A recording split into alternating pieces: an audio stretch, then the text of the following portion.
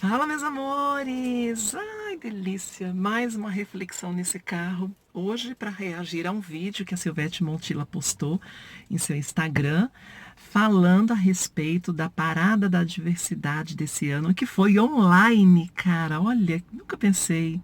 Que evolução, né? Que tecnologia bacana. Pena que a parte humana dessa história toda é muito falha, né? Porque quando a parada é física, ou seja, quando ela está na rua, você é convocado naturalmente, né? Tem os carros que você pode dar sua palavra, tem as pessoas que são relevantes para a causa, tem as pessoas que estavam lá na primeira parada da diversidade, são os fundadores dessa parada. Eu estava lá. Eu, a Silvete, a Jimmy, a Salete, Cacá de Poli. Tinha muita gente, né? Quer dizer, muita não, porque comparada a hoje, acho que tinha 2.000 pessoas no total. E antes o Beto de Jesus, nosso primeiro presidente, e antes dessa primeira parada, 21 anos atrás, ou 20 anos atrás, eu até perdi as contas, a, a gente teve uma outra manifestação no largo, na Praça Roosevelt, que é o que a gente considera o embrião, foi ali que nasceu essa ideia, né? Ele estava lá, viu? Então a gente está realmente desde o começo, né? Nós tínhamos uma parada muito simples, a primeira, um carrinho de som bem pequenininho e um povinho em volta descendo ali a Consolação e a gente com aquele discurso de respeito, de igualdade. Ninguém dava credibilidade para a gente naquela época. Nós éramos considerados e consideradas um bando de loucos. E tinha toda uma sociedade contrária que não aceitava, que achava que aquilo era um absurdo, aquela bicharada lutando, gritando na rua com o microfonezinho, vagabundo, querendo ser reconhecido. Aparentemente, aquilo era um fracasso para nós. E olha onde nós chegamos, hein? A parada LGBTQIA+, que era só GLS naquela época, de São Paulo, se tornou a maior do mundo. Que orgulho de ter ajudado a construir essa história. Eu estava lá em todas as paradas. Sempre estive, menos nessa última, porque não fui convidada. Nem sabia, para falar a verdade, viu? Ninguém entrou em contato, ninguém falou nada. Para não falar que não teve nenhum contato, o Heitor Werneck me mandou um vídeo pedindo para eu divulgar uma ação que ele estava fazendo que não era a parada. Então, eu fiquei. Aí era um domingo comum, como outro qualquer para mim. Eu estava lá na minha vida, dormia até tarde, porque nesse negócio de pandemia e de isolamento a gente está dormindo tarde. Quando foi à noite, já era bem tarde, tipo meia-noite. Alguém me mandou uma foto que na Paulista tinha uns lasers ligados, que eram as cores do arco-íris e tal. Aí eu falei, nossa, por que, tem esse arco-íris na Paulista? Eu nem sabia. Não é que eu sou mal informada, é porque eu tenho muita coisa para ver. Eu tô no meu mundo, cuidando da minha vida, das minhas coisas, né? Se tem uma organização que é a Associação da Parada, a função dela, entre outras coisas, é nos informar, né? É informar as pessoas importantes dessa causa, que lutaram a vida inteira dando a cara a tapas, de que o negócio vai acontecer, mas eu não sabia. E aí eu só vi, já era meia-noite, eu fiquei passada, assim, falei, meu Deus, nem fiquei sabendo. E aí eu fui pesquisar e eu vi um monte de gente legal participando, sabe? A Pablo Vittar participou, a Mandy Candy participou. Eu falei, nossa, um povo tão jovem, tão bonito, tão empoderado. Eu fiquei super feliz. Olha como eu sou ingênua, como eu sou inocente. Fiquei super feliz. Mas naquele momento me veio um pensamento assim, nossa, nem me chamaram para nada, nem me avisaram, nem para eu dar uma palavra, nem para eu contar um minuto de história do que foram esses 20 anos, desde a primeira que eu estava lá. Mas aí, como eu estou muito acostumada a ser desprezada por essa associação, e eu falei isso para o Heitor Werneck em outra ocasião, há um mês atrás, eu falei para ele pelo WhatsApp, eu falei, vocês sempre me desvalorizaram, né? E ele falou, ai, Léo, olha, a culpa não é minha, ali é um problema e tal, não sei o que. Ele deu uma desculpa ali e tal, mas como eu sou amiga do Heitor, eu deixei pra lá, ainda fiz o vídeo ajudando lá pra eles divulgarem na Associação da Parada e tudo, e deixei por isso mesmo. Então, como eu tô muito acostumada a ser maltratada em alguns aspectos, a ser desprezada, não pela classe, como não gosto de usar o nome é classe, porque parece que é todo mundo que me despreza, mas sempre aquele bolinho, aquela panelinha podre, sempre me desprezou. Sempre, desde o começo. Então eu tô acostumada. Eu fui dormir linda, plena. Aquilo não me deixou chateada em nada. Só que depois eu comecei a ver que outras pessoas estavam realmente muito magoadas. Eu vi um vídeo da Cacá de Poli indignada. Porque a Cacá de Poli é um ícone dessa parada. A Cacá de Poli sempre veio no chão, não era só dando a cara a tapa, não, era dando corpo para que pessoas passassem por cima, para que carros passassem por cima, para que a polícia batesse se fosse preciso. E a Cacá de Poli postou um vídeo tocante, indignada, de sequer ter sido citada, ter sido informada. Aí depois eu vi um vídeo da Silvete Montilla, que eu sinto vontade de chorar só de pensar. Não por pena da Silvete, mas por compaixão por todas as pessoas que, assim como elas e eu, não foram informadas. Foram completamente desprezadas. Como se elas, como se nós, nunca nem existíssemos. Por um capricho de 2 ou 3 pessoas, destroem um movimento. Bom, a gente vê isso no Brasil, né? Quantos presidentes, uma única pessoa não conseguiu destruir uma nação, roubar, permitir roubos, falcatruas. É um lodo, né? Afundando o Brasil na merda. A gente viu e vê ainda. Então, a gente, infelizmente, nivela por baixo e está acostumado com gente assim, que te despreza, que te humilha, que te trata como um lixo. Um povo sem memória é um povo sem história. Porque quem que vai contar? Essa nova geração merece esse espaço de fala. É delas também. Mas quem começou isso? Elas sequer perguntam. Ninguém pergunta, ninguém está nem aí, gente. É por isso que, às vezes, eu sou taxada como heteronormativa, o que é uma grande injustiça. Sabe por quê? Quem me taxa de heteronormativa é a militância radical da classe LGBT, que tem umas pessoas muito podres também. Elas acham que se você não vai para a rua erguer a bandeira, no meu caso, da transexualidade, e gritar em praça pública, e ter aquele fervor no discurso, se você é morna no seu discurso, ou se você é tranquila no seu discurso, você não é uma militante legítima.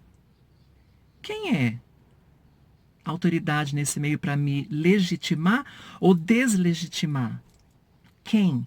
Me fala um nome. Não existe. O que é a classe LGBT? Há quem diga que é um departamento. Eu digo que são pessoas de todos os tipos, de todos os naipes, de toda a diversidade, que não é só LGBTQIA+. É muito mais do que esse mais. Nós todos somos únicos e exclusivos nesse país, nesse planeta. E todos nós merecemos ser respeitados. Então, quando alguém vem falar em nome da classe LGBT, eu penso, que classe? São 4 paredes, é um lugar fechado, é um departamento? Como é que a gente faz o recorte da classe? Tem muito gay que é mal compreendido porque não concorda com muita coisa da própria classe. Quando eu venho dizer que essa classe é desunida, é isso que eu estou falando. Eu não estou falando da classe em si, das pessoas, da multidão. Eu estou falando dessa diretoria que acaba separando pessoas. O Heitor Werneck me deu uma desculpa bem esfarrapada, dizendo que a culpa não era dele, que a culpa... Não deve ser mesmo, coitado, tadinho. O Heitor Werneck é um cara do bem. Mas dizendo que quem escolhe é o patrocinador. A Amistel, né? Aquela cerveja, então, que está patrocinando bastante gente. Não tem ninguém para informar para essa Amistel, que deve ser hétero na diretoria, quem são as pessoas dessa classe? Quem é Silvete Montilla? Quem são as pessoas que batem no peito dizendo que são nossos representantes e que podem informar para a porra do patrocinador quem é Silvete Montilla? Quem é Cacá de Poli? Porque eles só conhecem quem está no topo, na grande mídia. Fora isso, eles não sabem, não têm obrigação de saber. Eles não estão na classe, eles não estão no departamento. A falta de consideração dessa associação é uma coisa gritante, gente. Eu não falo nem por mim, quer saber? Porque eu já estou fora dessa associação e desse ninho de cobras há muito tempo. Bem fez a Nani People, que 20 anos atrás me chamou para uma conversa e me falou umas verdades e eu fui contra a Nani dizendo, Nani, desculpa, você está errada. E a Nani estava certa em relação à própria parada, tanto que ela não participa, viu? Nunca participou e tá aí, ó, como diz a Silvete, parece que ela saiu do meio e cresceu. A Silvete disse isso no vídeo dela. Mas eu fiquei muito tocada de ver a Silvete ali, muito nitidamente triste, bem produzida. Nunca vi a Silvete tão bem produzida para falar de uma coisa ruim, de uma tristeza. Falando que ela se sentiu péssima também, porque ela é uma artista velha e preta. Não pelo fato de ser preta, mas eu acho que o que mais pesa é pelo fato de ser velha. Porque preto, o que é? Preto é uma cor, o que é isso? É pele, o que é pele? Pele não determina nada, gente, nem ninguém, não deveria, né? Pelo menos. É um mundo igual, eu penso que deve ser. E trato como se fosse, não, e trato como é. Somos iguais. Meu filho é negro. Todo mundo que me conhece sabe que eu tenho um filho que é o Vitor, que é negro. Porque a mãe dele é negra, preta. Preto, não é negro, é preto. Estou tentando me adequar, me entender o discurso dos pretos, que eu amo tanto.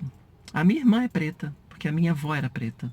Então a minha família é bem misturada. Eu tenho uma melanina gritante, eu tomo um sol e fico neguinha. Adoro, gente, adoro. Então eu vou nascer preta na próxima encarnação, bem maravilhosa, bem pá.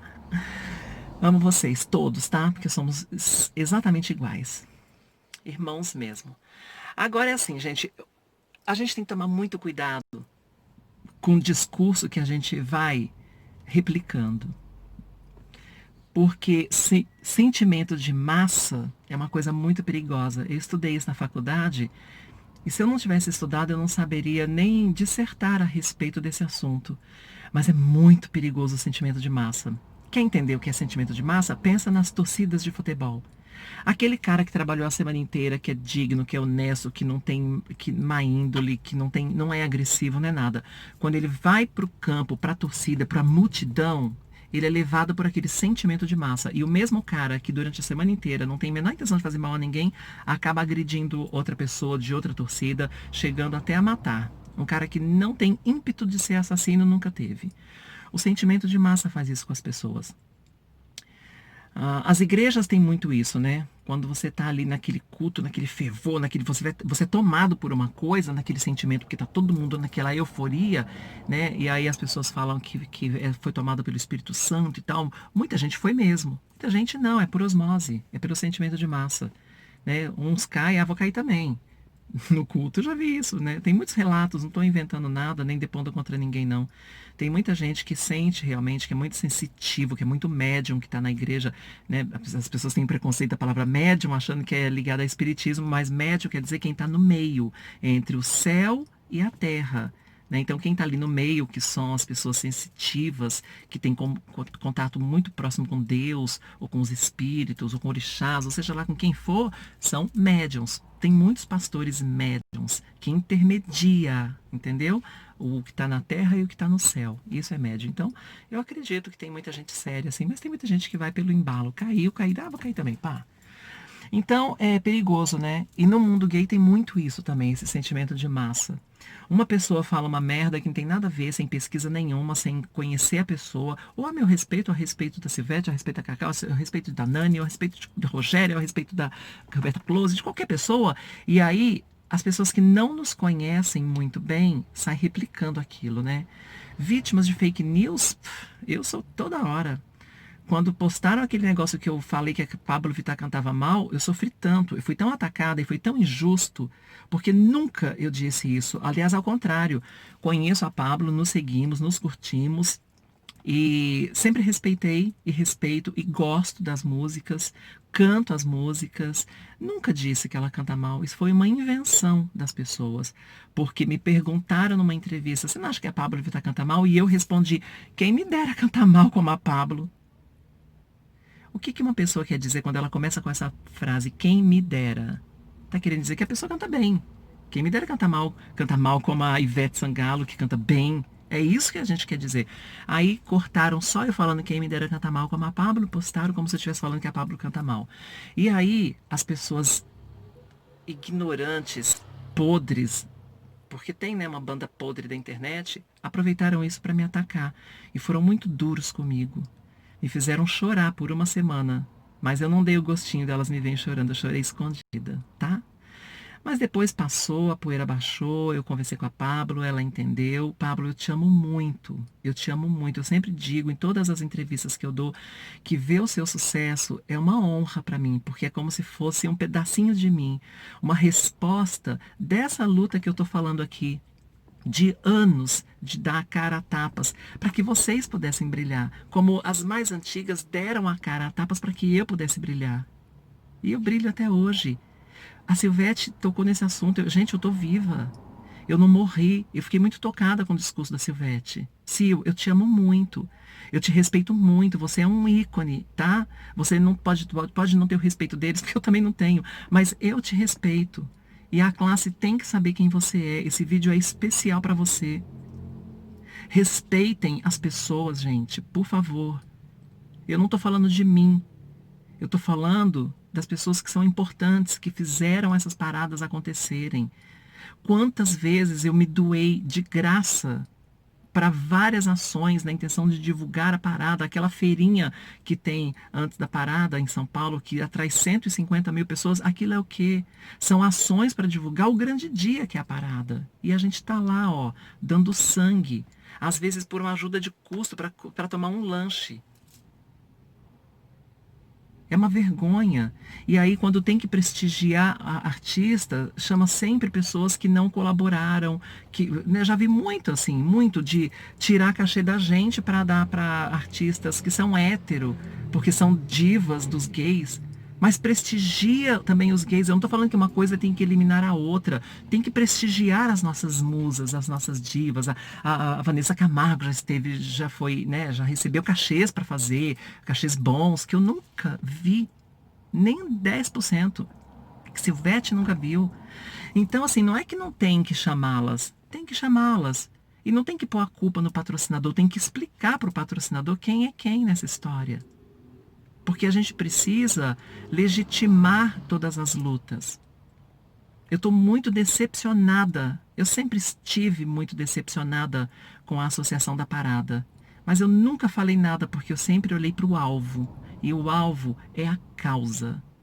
E eu sempre lutei pela causa. Então, eu meio que caguei para o desprezo que eles sempre me deram. Sempre. É uma panelinha e tem muita gente podre envolvida.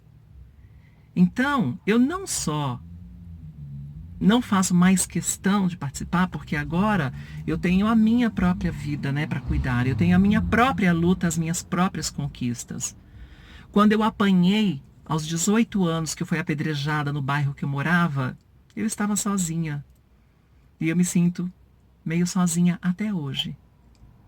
Só não me sinto mais sozinha por causa de quem está assistindo esse vídeo e compreendendo o meu desabafo. E que está aqui comigo. E que está me dando um like, como quem quer dizer, eu estou contigo. Você não está sozinha. Mas eu sempre lutei sozinha. Para tudo o que eu quis. E sempre me doei, sem me negar absolutamente em nada. Mas eu quero deixar registrada a minha indignação com essa associação da parada e acho que eles precisam, sim, se retratar. Um site aí que a Silvete não quis dizer qual era, soltou uma nota dizendo que ela foi sim convidada e ela está afirmando nesse vídeo, não fui convidada. E ela existe uma retratação. E acho que essas pessoas precisam sim se retratar. No mais, é vida que segue. Por quê? Porque A associação não vai pedir nenhum boleto do meu carro para pagar. Eu vou ter que me virar, como sempre me virei. Mas eu tenho talento. Te digo isso sem nenhuma arrogância. Porque quem não tem talento não se estabelece.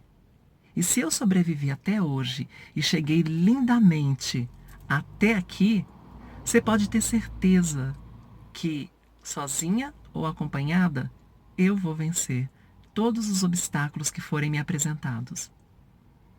Respeitem as pessoas. Silvete, você tem o meu respeito. Cacá de Poli, você tem o meu respeito. Sarete Campari, você tem o meu respeito. Vocês todos, Jimmy Kier, vocês todos têm o meu respeito. Márcia Pantera, você tem o meu respeito.